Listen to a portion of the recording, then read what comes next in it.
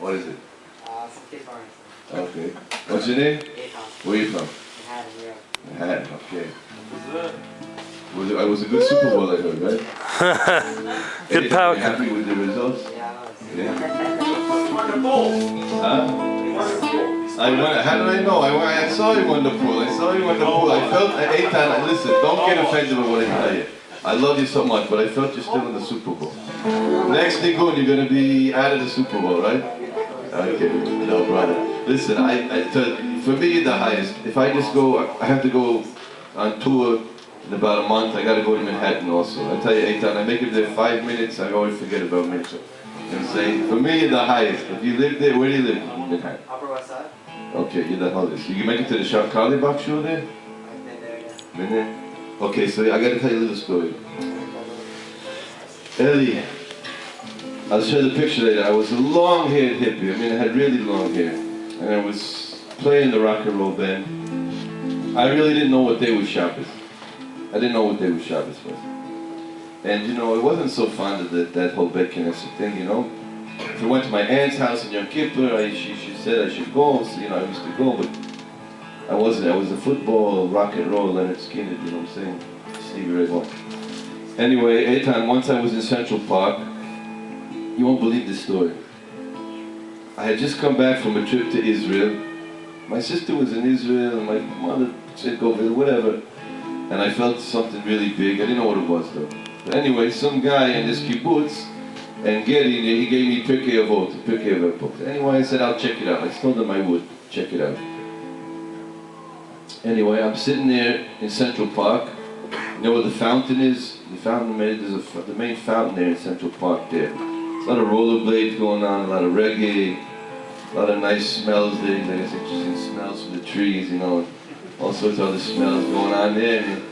And hanging out there in Central Park, and Ellie and Eitan, all of a sudden this old beggar, he looks like Ed Koch, just kidding, Ed Koch passed away, but this guy looked like Ed Koch at like age 80, with like this brick green jacket, and it was the middle of the summer, he had no shoes on, and I'm just in the Pirkei Avot, I start opening up, it was on Shabbos, and, you know, it says there that, what's this, Rabbi Eli says, there's no thing in the world that doesn't have its place, no person doesn't have its time, something like this. Anyway, it's going on the Pirkei Avot explaining how everything in the world has a thing, is something to learn from everyone.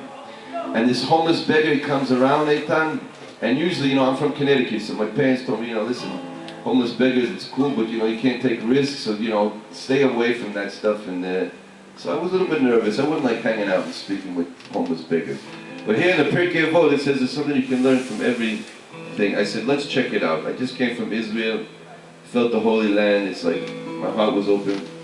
So this homeless beggar comes around, and he has a little dish in his hand, and he says, make a wish, don't tell mama. Whatever you put in, you get it back 100,000 times. That's his little sketch. And so anyway, Eitan, you know, I didn't know it was Shabbos. I had a few coins. I didn't know you're not supposed to take coins yet, you know. So I put a few coins in there. And so he asked me what I'm reading, this homeless beggar. So I told him, I said, listen, I'm not going to tell him Pirkei Avot, because for sure he's not going to know that. I told him I'm studying Hebrew. He says, oh, you're studying Hebrew? So he says a bracha. He says, Baruch Atah Hashem, he says some bracha. I said, what, are you Jewish? He says, yeah, of course I'm Jewish. He says, not only am I Jewish, he says, I daven every morning. I says, you daven every morning? He says, yeah. He says, where I live on the street, there's this rabbi there, and he needs a minyan, and he gives me $5 and a muffin, and he puts a kippah on. I just have to sit, he knows I'm Jewish, I just have to answer. Okay, this is on the Millenary Center Synagogue, it's called. It's on 38th and like 8th. It's where the Satmar pray mincha. They got tons of minyans of mincha, but it's hard to get a minyan there in the morning. Anyway, make a long story short, hang out with the guy all day. He was born in the Depression in Central Park. Sunday I go there to see where he tells me that he's davening. I walk in there, and I can smell already his bag before I even open the door. He's there. And I met the rabbi there. It was one of the Hasidim of Rav Kahana who was living in Hebron. He went back to America. Anyway, to make a long story short, I told him I'm a musician. 2 weeks later, I have a concert where he says with this rabbi. Who was the rabbi? Rav Shlomo Karlebach. playing with Rav Shlomo Kaleb up there.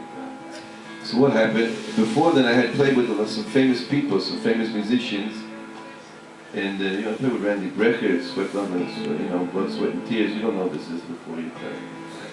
And some other people that were well known, warmed up from a few people, but I always felt that what people were on the stage and off the stage, it was like a show. The stage was the show, and the person goes off the stage. It was disappointing all the time. This Rav Kalibak guy gets on the stage, and he was singing the most deepest blues I ever heard. It wasn't regular blues, it was Jewish blues. And he was telling stories about the Baal Shem Tov. Make a long story short, he said I should come play with him in Eretz Yisrael, and now I'm here.